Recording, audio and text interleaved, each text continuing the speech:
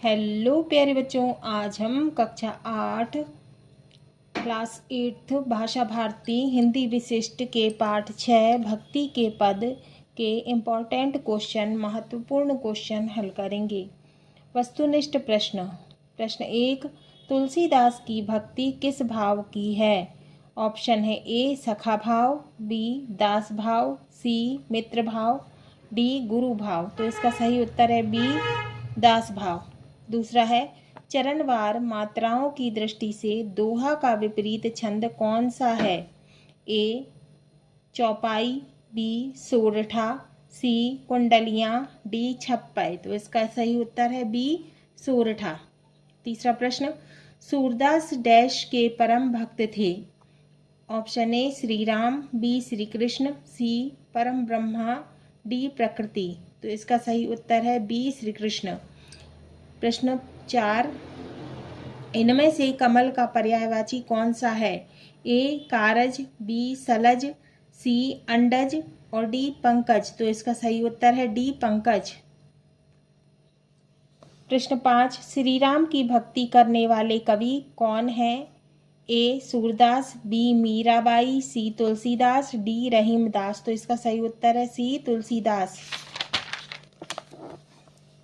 छठवा है, मात्रिक छंद दोहा में पहले तीसरे दूसरे चौथे चरण विषम और सम चरणों में कितनी कितनी मात्राएं होती हैं? Option A 13-11, B 11-13, C 11-11, D 13-15। तो इसका सही उत्तर है ए 13-11। रिक्त स्थान की पूर्ति कीजिए। प्रश्न 7, छंद रचना की जानकारी देने वाले शास्त्र को पिंगल कहते हैं। रिक्त स्थान में आएगा पिंगल। प्रश्न 8, सूरदास जी ने भगवान की भक्ति को कामधेनु के समान बताया है। रिक्त स्थान में आएगा कामधेनु। प्रश्न 9, मीरा भगवान श्री कृष्ण की भक्त थी। तो रिक्त स्थान में आएगा श्री कृष्ण। प्रश्न 10, छंद के मुख्यतः 2 प्रकार होते हैं। रिक्त स्थान में आएगा 2।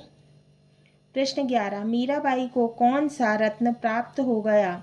उत्तर, मीराबाई को राम रत्न रूपी रत्न धन है ना, अर्थात धन प्राप्त, राम रत्न रूपी धन प्राप्त हो गया, अर्थात भगवान श्री कृष्ण की भक्ति प्राप्त हो गई।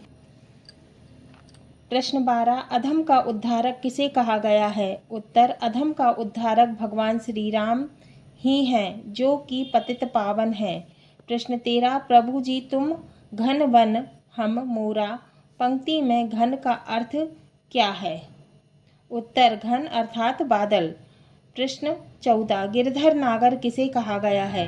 उत्तर, गिरधर नागर भगवान कृष्ण को कहा गया है। प्रश्न 15, मात्राओं की गणना कर बताइए, यह कौन सा छंद है? वृक्ष कबहू नहीं फल भके, नदी न संचे नीर, परमारथ के कारणे साधु न धरा शरीर। तो इसका उत्तर है पहले और तीसरे चरण में 13-13 तथा दूसरे और चौथे चरण में 11-11 मात्राएं हैं। तो ये कौन सा छंद है? दोहा छंद है ना। ये हमने इसकी मात्राएं गिन ली थी, है ना।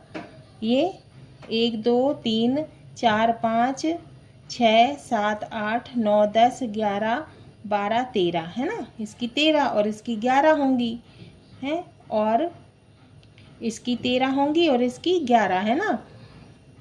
अब है प्रश्न 16, निम्नलिखित पंक्तियों का संदर्भ सहित भाव स्पष्ट कीजिए। का प्रभु जी तुम चंदन हम पानी, जाकी अंग अंग बास समानी। संदर्भ, प्रस्तुत पद्य पाठ्य पुस्तक के भक्ति के पद नामक शीर्षक से लिया गया है। इसके रचनाकार महाकवि रैदास जी हैं।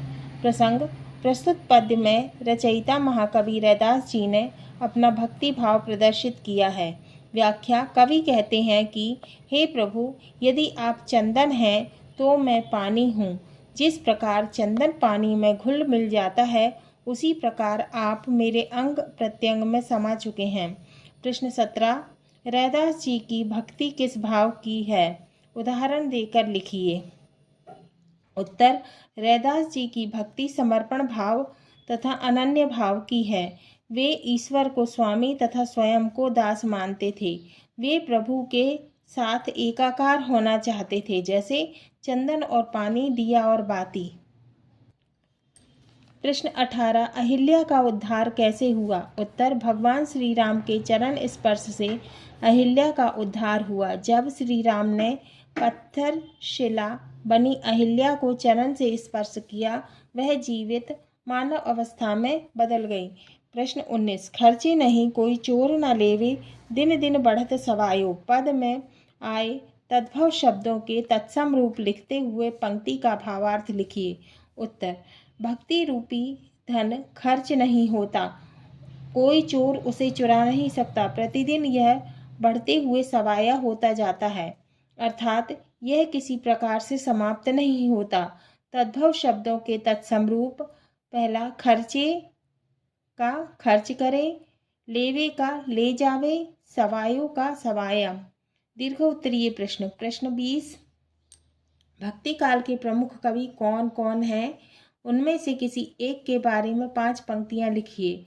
उत्तर, भक्ति काल के प्रमुख कवि कबीरदास, तुलसीदास, सूरदास, नंददास, कृष्णदास, परमानंद दास, कुंभन दास, चतुर्भुज दास, छीत स्वामी, गोविंद स्वामी, हित हरिवंश, मीराबाई, स्वामी हरिदास, सूरदास, रस खान, ध्रुवदास, चैतन्य महाप्रभु, रहीमदास हैं। कबीरदास। पहला, कबीरदास जी का जन्म काशी के लहरतारा नामक क्षेत्र में हुआ था। दूसरा, इन्होंने हिंदू माता के घर जन्म लिया और एक मुस्लिम अभिभावक द्वारा इनका लालन पालन पोषण किया गया। तीसरा, दोनों धर्मों से जुड़े होने के बावजूद उन्होंने किसी धर्म को वरीयता नहीं दी।